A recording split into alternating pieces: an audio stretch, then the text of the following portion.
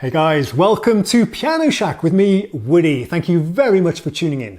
Today is pretty exciting. I'm going to reveal to you a new synthesizer that I recently picked up. But first, I thought I'd tease you a bit or maybe play a little game with you. Let's see who can be the first one to guess what it is if I give you a series of clues.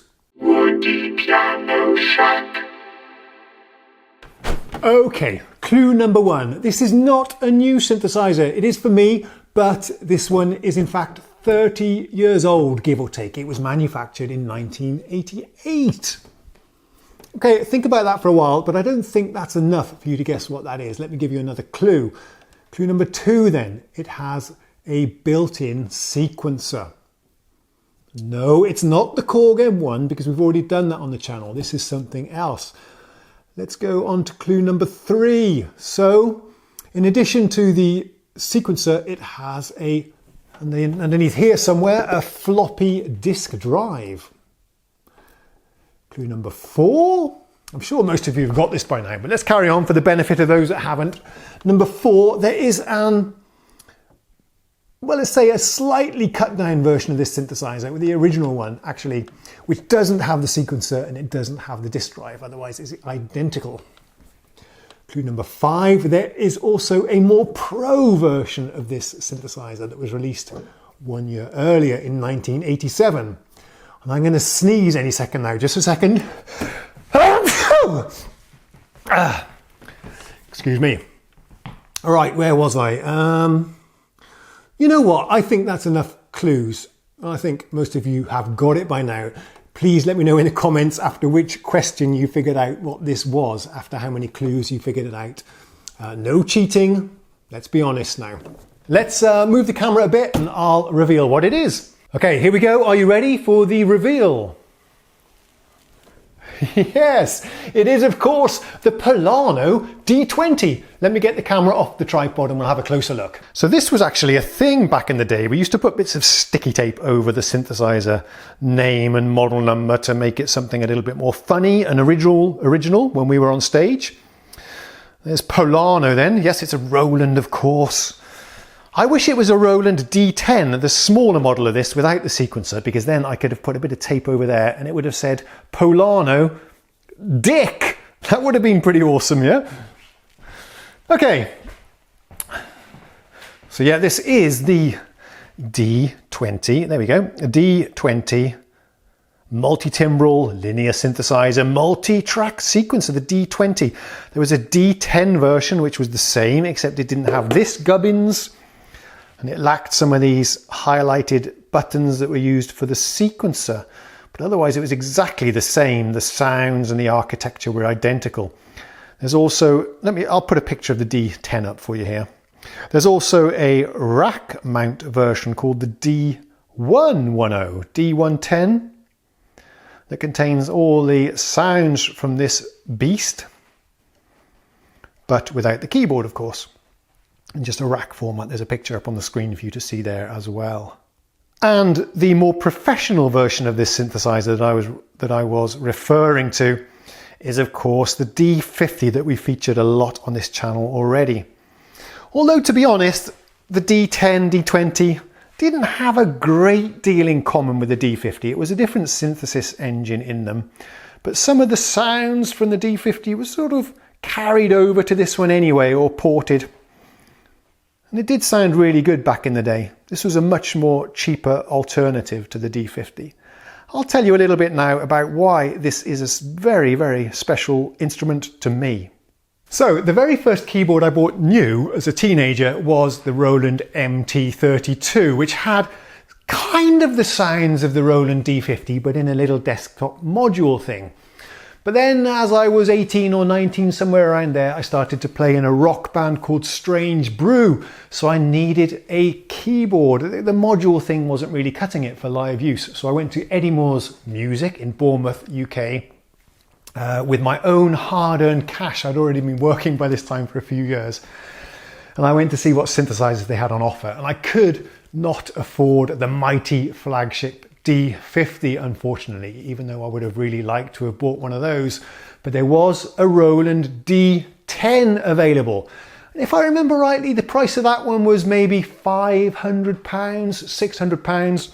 The D50 was like 1500, 1600 or something, maybe even more. So the D10 I could afford, but how did it sound? So we plugged it in the music shop and I played a few things, and yes, it sounded kind of similar to the D50. We had the fantasy type bell pad sounds and lovely soundtrack emulations, I guess. We're going to play those a little bit more for you in another video, I think. But yeah, the sounds did it. It was a compact, well-built keyboard, and I bought it. Yes, it was the first brand new keyboard I'd ever bought. I don't remember why, but I did eventually sell the D10 to a colleague at work, and I went without it for a year or two. I don't remember what I had in between. I really don't. But anyway, a year later or so, maybe a couple of years later, I picked up one of these, a D20, because I was really into sequencing then. I think I'd left the hard rock band and I was now doing sequencing stuff, dance music and things like that at home, together with my Atari ST computer.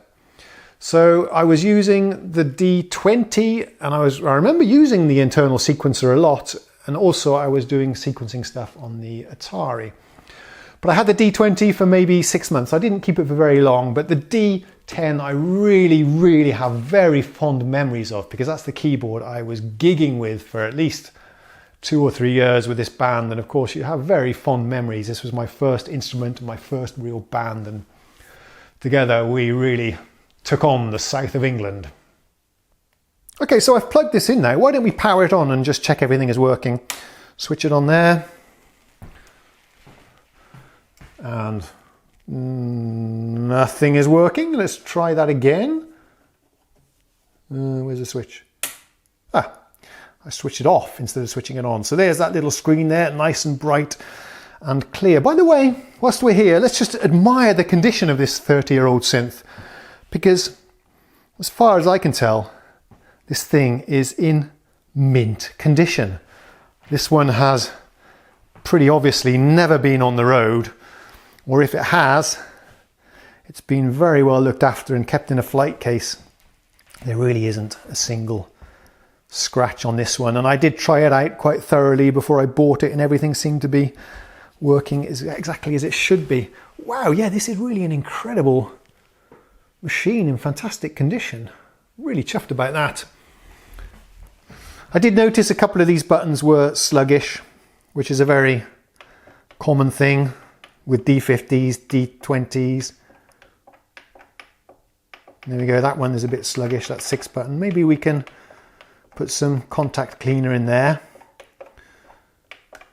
But it's the same thing with the M1 as well that I had. 2 different modes, multi-timbral mode and then the performance mode. That's the button for the sequencer. Over here, volume and the value knob, and the good old Roland pitch bend modulation stick thing. Should we put in a disk drive? Yeah, let's put a disk drive in. A disk drive, a diskette, and see what happens. I'm guessing some of the youngsters watching this video might not even know what this is, but this is how we used to store our sounds and sequences. Let's put it in there. Let's see if we can do some disk operation on the screen. I don't know how that works. Ooh. It was easy enough. Press this data transfer button. Let's load something and listen to the glorious sound of the 3.5-inch disk drive.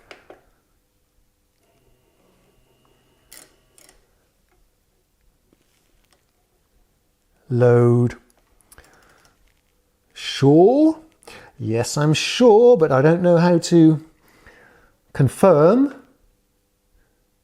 I don't want to load sounds actually. Well, we're going to probably anyway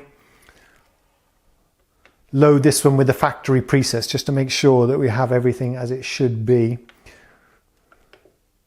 But look, it's cool anyway that the disk drive, there we go, the disk drive works. This is a very common problem on old computer hardware and synthesizers, that the disk drive fails. There are rubber belts in there that tend to fail and perish over time. So I think that'll do for today. I think we'll save the sound demonstrations for a separate video when I'll connect this up to my digital recorder so we can really capture the audio quality in the best possible way. and I'll go through some of the factory presets. I've got a little idea that maybe what we could do is I'll play some of the songs that I used to do back in 1988 with my rock band, and I'll play the same parts using the same presets on the synthesizer. I think that might be fun. Another thing I'd like to do is try and do some sequencing using the internal sequencer here, just for old time's sake, just for a fun nostalgia thing. Let's do a little bit of sequencing with this one. And also, one more thing I have in the pipeline for the D20 is to connect it up with this. Let me show you. If I can just unhook myself, there we go. Yes, what we'd also like to do is revisit MIDI sequencing on the Atari 520 ST. Yeah, we have one here that's pretty much, well, not quite, but it's still boxed. I was going to say new in box. That's probably not accurate, but it's in very nice condition. There we have a snug inside there, an Atari 520 STE. So we're going to load that one up with some Steinberg sequencing software and do some MIDI sequencing together with the Polano D20. So really cool that you joined me for this synthesizer reveal. I appreciate you being interested in what I'm up to. Thank you very, very much. If you like the video, give me a like. If you have any nostalgic memories yourself about the Roland D10, D20, D110, then let me know in the comments. I love reading them. Also, you can hit me up on Facebook if you like. Thanks for watching this video. Give me a like if you liked it. Subscribe if you haven't already done so. And thank you very much if you have. I'll see you again in the next video. Cheerio. Woody Piano Shack.